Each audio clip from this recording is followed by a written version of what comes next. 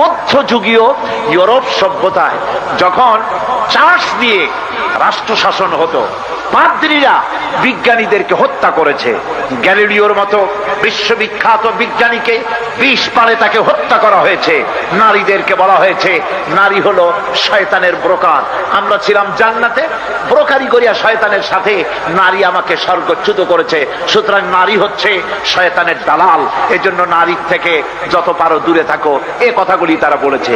নারীর উপর অত্যাচার করেছে, শিক্ষার আলো থেকে মানুষকে বঞ্চিত করেছে। শুরু হলো চার্চের বিরুদ্ধে সংগ্রাম, শুরু হলো পাদ্রীদের বিরুদ্ধে সংগ্রাম।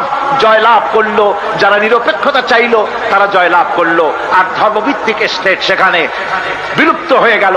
এই ছিল ধর্ম নিরপেক্ষতার ইতিহাস। আমি প্রশ্ন করি, আমরা তো মুসলমান, আমরা তো খ্রিস্টান না, আমরা কি? জোরে বলেন, আমরা কি?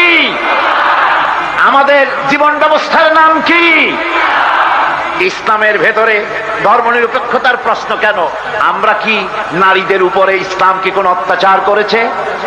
নারীর অধিকার এই পৃথিবীতে কে প্রতিষ্ঠিত করেছে সর্বপ্রথম? ইসলাম। চিল্লায় বলেন, কে করেছে?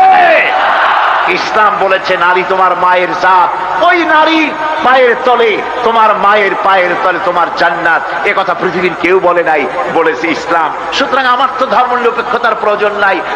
আমার ইসলাম তো নারীকে